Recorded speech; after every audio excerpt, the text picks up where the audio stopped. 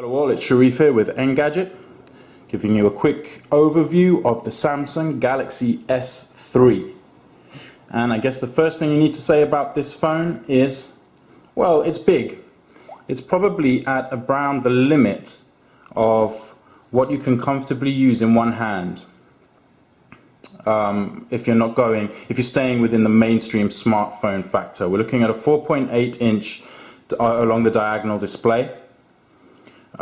Which results in this being, up to a centimeter larger on both the width and the height than perhaps what you're used to based on last year's crop of flagship phones. So yes, it is big, but on the other hand, you have a really thin 8.6 millimeter chassis there, and it's also really light because, as you'll see, this is very much in keeping with Samsung's Galaxy S and Galaxy Nexus style of design here, which means you're getting a plastic build, very, very thin sheet of plastic on the back cover there, and a plastic, really mainly a plastic construction. But all of that serves to keep the impact of the bigger screen down. And it's important to be clear that you're getting a really nice panel for that. Yes, you have to lug it around, but it's not such a big deal when you see what you're getting. And if you take a look here, you're getting a full high definition 1280 by 720 display, and it's AMOLED, which means you get punchy colors. Let's load up something from my gallery. Let's have a look. Really nice contrasty look with the blacks being real black. And yes, it is pentile, but because the screen is so big, you tend to hold it a bit further away, perhaps a few inches different. And really at this kind of distance, you don't see those pixels. If I go back to the home screen, let's take a look. Generally, pentile means you see more pixelation than you do with full RGB panels like LCD. But, and that's still the case here. You can just make out those pixels, but really, Samsung has put a lot of work into its AMOLED technology, into its pentile technology, and at the level that we comfortably use this phone, at the distance from our eyeballs, we cannot really make out that difference. Overall, it's a lovely, lovely display. Let's load up a video trailer. Let's have a look and give it a wipe too. Please sit. Put your money on the table. You can see that the skin tones are natural. There's none of that greenish bluish tint that we've seen on other pentile phones from Galaxy.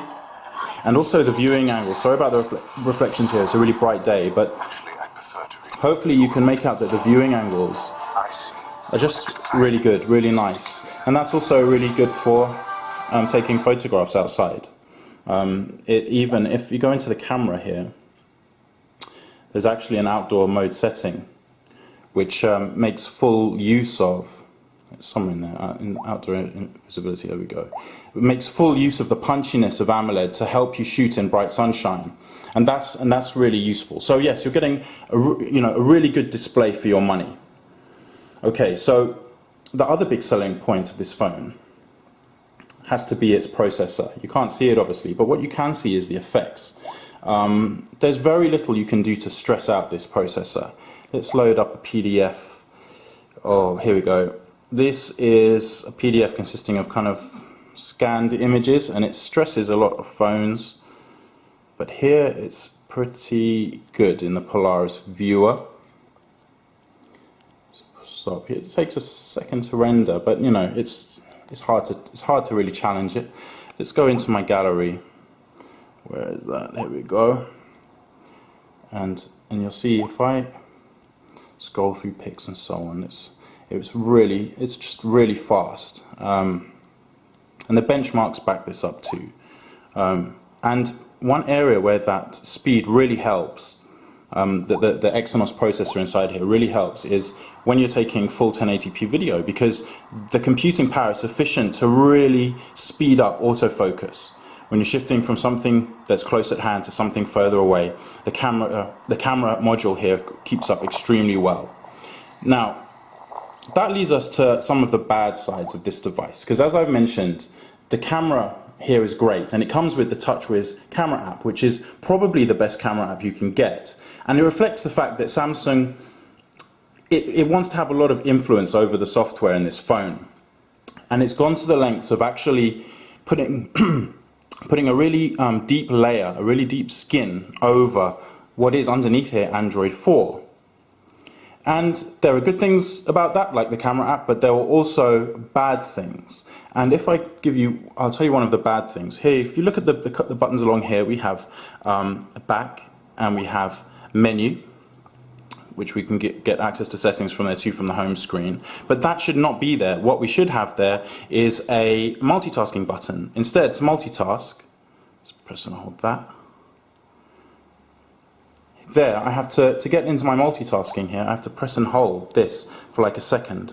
And that really slows things down. And that is not a pure Android thing. That is a Samsung thing carrying on with its TouchWiz styles from older phones. And so you're getting a generally busier skin with not the cutting edge operating system that Google spends so much time on. So that's one of the downsides. While we're here, I'll just give you one of the really big upsides actually, which is, if you take this back off, there you go, something that other phones of this ilk don't have, which is your micro SD card slot there. That's great for cheap storage. Also, this phone, it matches its hefty quad-core processor with an equally hefty battery, 2100 mAh, and this lasts an incredibly long time. We've really stressed this phone out over the last few days with benchmarking and so on, and it's basically lasted extremely well.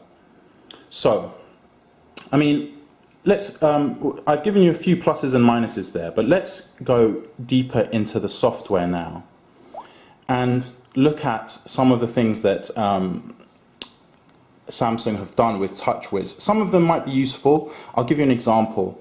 This is a useful little feature. If I go into here and I go into display, here you can set your screen time out, and for battery conservation you want that to be as short as possible, but of course 15 seconds is dangerous because you'll end up losing the display. It'll turn off while you're in the middle of reading a website or whatever. But you can use this function to prevent that from happening, Smart Stay, which I really like. Basically, you'll be staring at this screen, and the front-facing camera can see, which is right there, it can see you looking at it. And so after 15 seconds, instead of turning off as it normally would, I should see, there we go, a little flash there. And it hasn't seen my face because it's just seen the camera, but actually it's going to switch off the backlight now because it thinks I'm not around.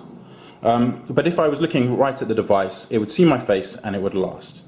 Now, not all additions in TouchWiz are that neat. I mean, we have here, for example, the Siri competitor, S-Voice, and I've tried to use this for the last few days, but I just can't get along with it. What's the weather gonna... It often interrupts me mid-sentence. I can't really blame it for that occasion because I was talking already. Let's just let it finish. I'm not sure what you mean by, but I just can't get along with it.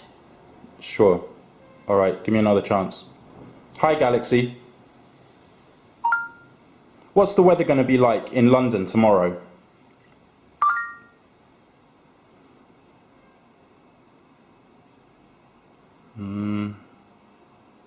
Yeah.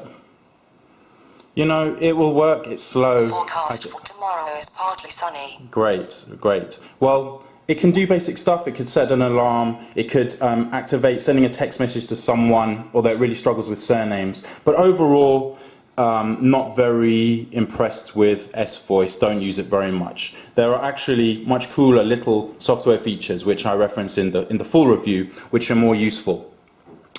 So there you have it. A very strong processor, a very strong display, a not so strong software operating system. There we would rather have seen something closer to pure Android 4.0. And yes, there are there's one other big rival on the market, as you'll see if you read my review. So that's it for now. Thanks for watching. Have a good day.